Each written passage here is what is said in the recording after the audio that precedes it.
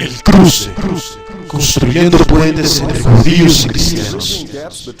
En esos días de conflicto étnico-religioso, las fundaciones judeo-cristianas de nuestro país necesitan ser reforzadas uniendo a los judíos y a los cristianos. Testimonios dramáticos con una variedad de invitados en las que se discuten la Biblia, hechos o ficción, las raíces hebreas de la cristiandad, Judaísmo 101, la tierra prometida, hecho y palabra, las fiestas del Señor y jamás olvidemos las historias de mártires judíos y cristianos de sus liberadores. Hablaremos durante la siguiente media hora acerca de las 5 decepciones del Islam. Existen muchas más decepciones en el Islam, pero quiero concentrarme en las decepciones más importantes. La decepción número 1 es: el Islam es una religión de amor. Incluso el presidente Bush lo dijo. Decepción número 2: el Islam es una religión de paz. George Bush también dijo eso. Tercera decepción: Alá es solamente otro de los nombres de Dios. ¿Cuánta gente ha escuchado eso? Y por cierto, yo no estoy atacando al presidente Bush. Yo amo al presidente Bush. Y si yo fuera presidente de los Estados Unidos, que gracias a Dios no lo soy, yo diría las mismas cosas. Porque cuando eres presidente de los Estados Unidos y tienes que lidiar con los paganos, no puedes atacar su religión. Porque algunas fuerzas islámicas están batallando junto a las fuerzas de la coalición en el Medio Oriente el día de hoy. Pero porque yo no soy el presidente de los Estados Unidos, y sino que soy un rabino para los cristianos. Cuando estás en la casa de Dios, debes decir la verdad, solamente la verdad y nada más que la verdad. La cuarta decepción del Islam es: nosotros adoramos a Jesús como ustedes lo hacen. Esa es la cuarta decepción. Y la quinta decepción: Corán es la divina palabra de Alá. Quiero relatarles un segundo acerca de Nancy, esta mujer en Texas que me volvía loco. ¿Y saben por qué? Porque ella realmente conocía la Biblia. Yo tenía 37, 38, 39 años y era el traductor principal en la oficina del portavoz del ejército israelí. Y yo no sabía, no conocía mi Biblia.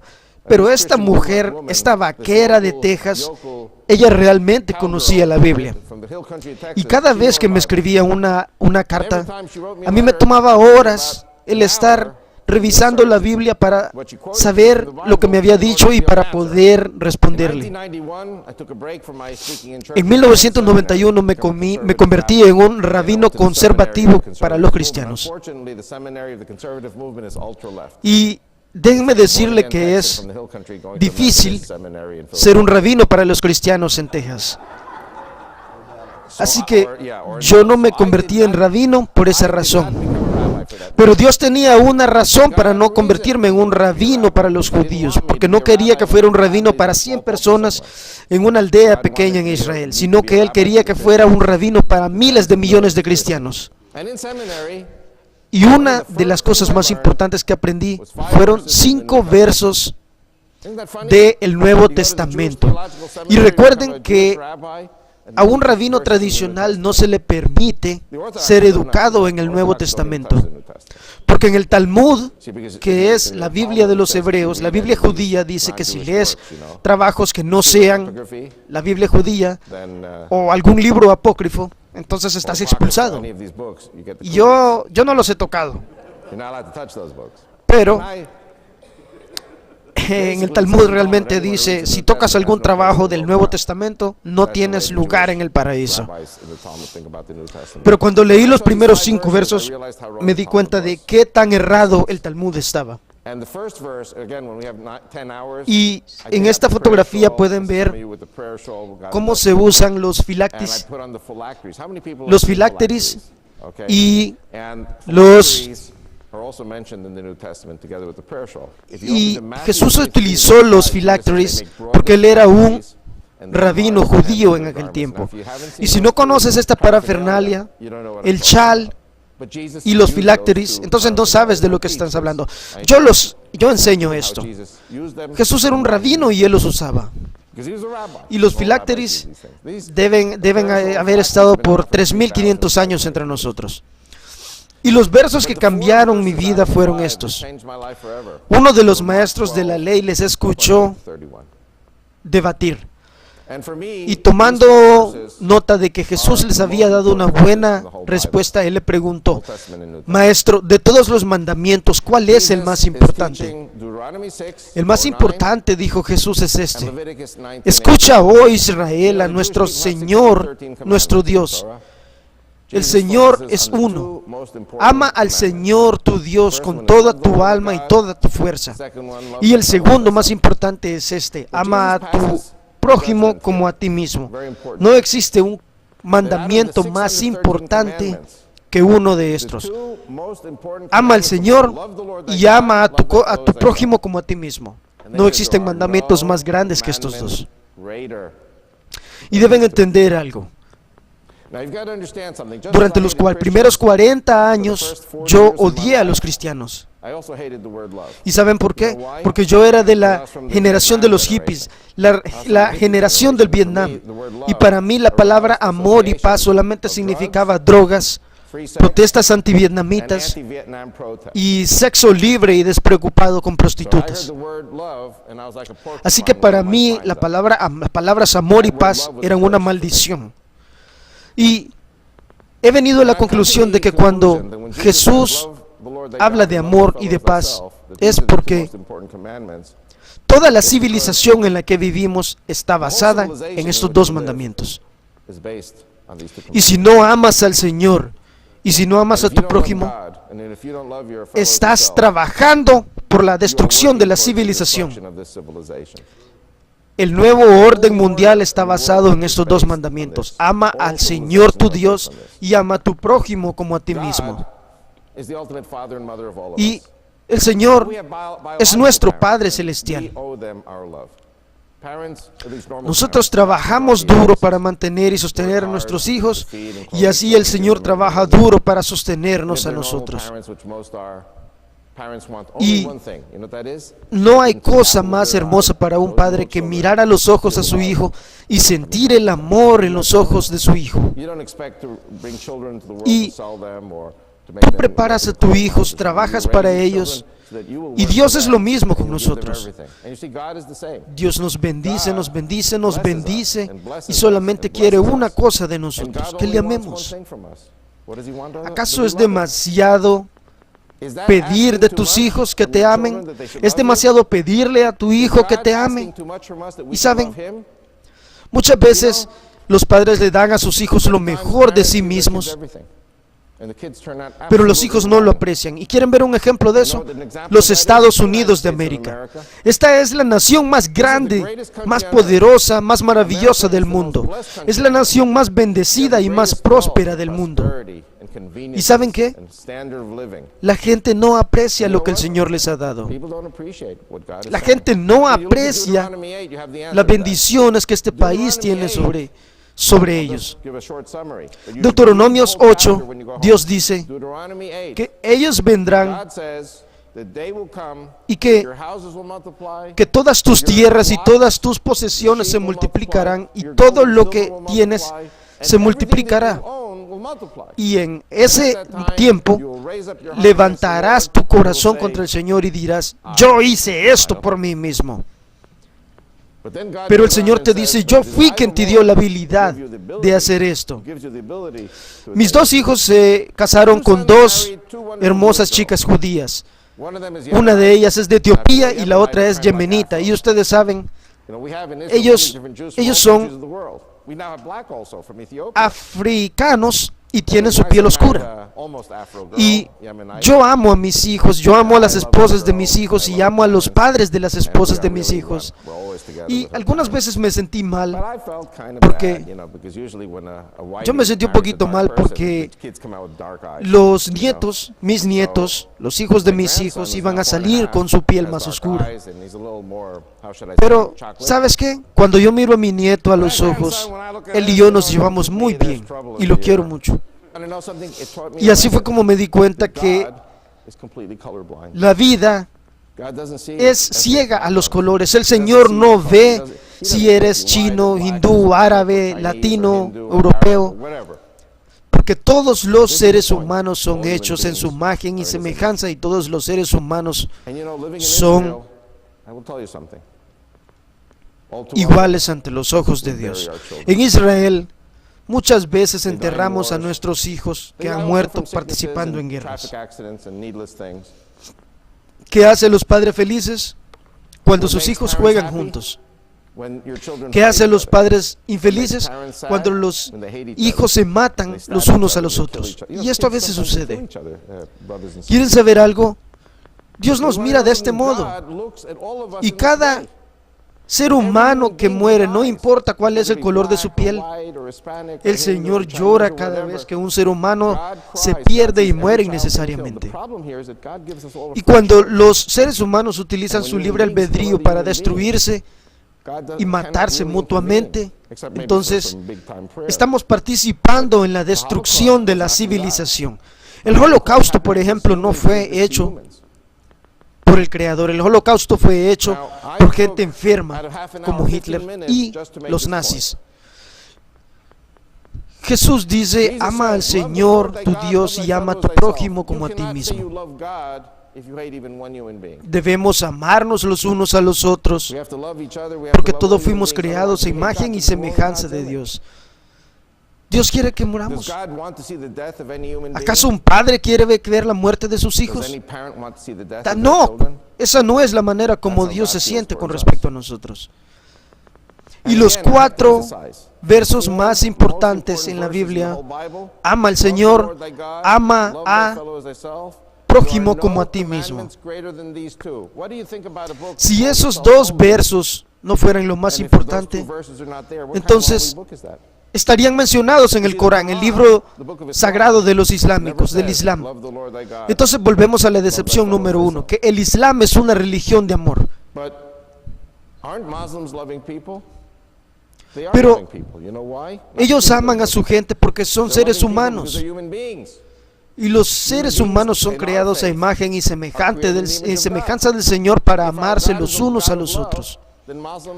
Y son gente que tiene el potencial para amar. El pueblo alemán era un pueblo que estaba capacitado para amar. Pero aquellos que se convirtieron al nazismo, ellos perdieron la capacidad de amar a su prójimo. Así que esta es la primera decepción, que el Islam es una religión de amor, porque el Islam es una religión de odio. Si los 2 mandamientos más importantes del Señor no están en el Corán, ¿cómo pueden decir que es una religión de amor? El Corán dice que Alá ama la espada. Y Dios quiere ver a los hombres matándose unos a otros. Por supuesto que no. A través de la Biblia el Señor dice: nunca uses instrumentos de hierro, instrumentos de destrucción. Nunca construyas un altar con hierro o instrumentos de muerte, porque el hierro es un metal que se usa para instrumentos de muerte. La decepción número 2, el Islam es una religión de paz. El Islam es una religión de guerra y de violencia, no una religión de paz. Vivirás y morirás por la espada. ¿Han visto la bandera de Arabia Saudita? En letras arábicas dice: no hay más Dios que Alá y Mohammed es su profeta. Y luego tiene una espada sobre la bandera verde. ¿Es esta la bandera del Señor? ¿Es esta la religión del Señor? Y dice el lema: no habrá paz sobre la tierra hasta que la casa del Islam conquiste a la casa de los infieles. Los judíos, los cristianos, los hindús, los budistas y los negros deben ser degollados por el Islam. El sistema islámico no puede traer paz a la tierra hasta que todos sean islámicos, o hasta que todos aquellos que se niegan a ser islámicos, musulmanes, estén muertos. Eso quiere decir que jamás habrá paz en la tierra. Porque en todo el mundo el Islam pelea contra los judíos, los cristianos, los budistas, los hindúes y los negros. Y el Islam pelea contra el Islam. Yo les voy a dar algunos ejemplos. Afganistán. En Afganistán es un país donde están todas las religiones. Los hindúes, los budistas estaban ahí primero, luego los judíos y cristianos llegaron después, y luego los islámicos que vinieron. Y cuando los islámicos vinieron, los islámicos destruyeron y trajeron guerra y destrucción. Y los paganos, como los budistas y los hindúes, deben ser degollados primero. Los judíos y los cristianos,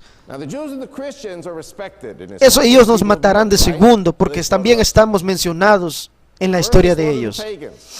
Así que Afganistán fue el primer país donde el Islam destruyó a los budistas y a los hindúes. Los Pashtun, los Hazaras y otros grupos chiitas fueron los islámicos que viven y están y viven destruyéndose. El país se autodestruye. ¿Y quién tiene que venir a arreglarlo? América. Los iraquíes ahora son libres. Tienen problemas, tienen terroristas igual que nosotros los tenemos en Israel. Pero el presidente George Bush, él liberó a los iraquíes. ¿Deberíamos odiar a los iraquíes? No. Abraham, Isaac y Jacob, ellos son iraquíes, los padres de nuestros pueblos. Así que debemos amar a los iraquíes. Saddam Hussein era el Hitler del mundo islámico y él mató a más de 2 millones de musulmanes. 2 millones de musulmanes. Y todo el mundo condena a los Estados Unidos por liberar a los iraquíes. 2 millones de musulmanes. Él mató a 1 millón en su guerra con Irán. Y 1 millón después en su guerra contra los kurdos. Les voy a dar otro ejemplo. ¿Conocen Algeria? Algeria está en el norte de África, al sur de Francia. No hay hindúes y budistas. No hay judíos ni cristianos más. Y ya no hay chiitas. Ya no hay chiitas allí. Todos son sunis y todos son sunis algerianos. Y más de 250,000 han muerto en una guerra civil entre sí mismos. Así que, como ustedes ven, el sistema islámico destruirán a los paganos primero, luego a los judeo-cristianos y luego se matarán a sí mismos. La única manera de conquistar al mundo es destruyendo a los judíos y los cristianos. ¿Acaso un hombre puede conquistar toda la tierra? No, solamente el Señor puede conquistar toda la tierra. Muchos intentaron conquistar todo el pueblo, a un solo pueblo, conquistar toda la tierra, y el Señor les destruyó. ¿Acaso alguien puede destruir a todos los judíos en la tierra? Existen dos tipos de personas, los que creen y los que no creen en Dios. En Jeremías, verso 25 dice: no habrán más judíos en la faz de la tierra cuando el sol y la luna dejen de brillar. ¿Y qué significa eso? Que jamás dejarán de existir. Porque cuando los judíos se vayan y sean destruidos, no habrá luz sobre este mundo. Si tú no crees en Dios, está bien. Pero sabes que los judíos pelean, que los judíos están regados por todo el mundo. Si no puedes conquistar toda la tierra, no puedes conquistar a todos los judíos. Así que cualquiera que quiera destruir a todos los judíos es un psicópata. ¿Qué es lo que el Islam cree? El Islam cree que conquistará toda la tierra. El Islam cree que matará a todos los judíos en toda la tierra. Y el Islam es un culto psicópata. Porque el Islam quiere destruir a todos los cristianos. Los islámicos musulmanes quieren destruir a más de 2 billones de budistas, más de 1,5 millones de chinos, más de 1,5 millones de hindús, 2 billones de budistas, 3 billones de cristianos, más de 1 billón de judíos. El Islam no es una religión, el Islam es una psicosis colectiva, es una enfermedad mental. es una enfermedad mental. Cuando eres cristiano, no odias a la gente que está enferma, sino que tratas de sanarlos. En esta manera, nosotros debemos sanar a los islámicos, a quienes han sido condenados a vivir y morir por la espada. Yo trabajo a través de la paz, a través de el amor. Yo trabajo con diferentes religiones y diferentes ministerios de diferentes religiones. Y todos nos amamos mutuamente. La religión, la psicosis colectiva de asesinato de los musulmanes. Miren a los bomberos suicidas. Vamos a regresar a Israel por un segundo. 5 años hacia atrás, en el verano del 2000, hubieron 3 bomberos suicidas palestinos en los territorios. Habían 3.8 millones de palestinos viviendo en los territorios palestinos. ¿Saben cuántos palestinos hay hoy? 2.4. La población fue de 3.8 a 2.4 millones de palestinos. La población desapareció. Más de 1,5 millones de personas. Puedes culpar a los israelíes tanto como quieras, pero el Islam no ama y no alimenta y no nutre a su gente, sino que los destruye. No puedes alimentar a tus hijos. Y los clérigos musulmanes alientan la destrucción y la muerte entre la gente. ¿Qué haces si estás viviendo en medio de una religión de muerte? Te levantas, recoges a tu familia y te vas. Claro que yo rezo por la paz en el Medio Oriente. Nuestro Señor es el Dios de Abraham, Isaac y Jacob. ¿Y cómo sabemos? Porque lo dice 7 veces en el Nuevo Testamento. El Nuevo Testamento confirma todo lo que está mencionado cientos de veces en el Viejo Testamento. El primer evangelio, Mateo, en la primera página, el primer capítulo, las primeras páginas del Nuevo Testamento dicen 14 generaciones después de Jesucristo. ¿Y qué dices? ¿Sabes quién es Ismael? El hijo de Abraham. Y el Islam dice que el hombre bendecido de Dios es Ismael. ¿Acaso Dios está confundido? ¿O los libros están equivocados? ¿Cuál es la verdad? ¿Saben que Ismael fue el hermano mayor?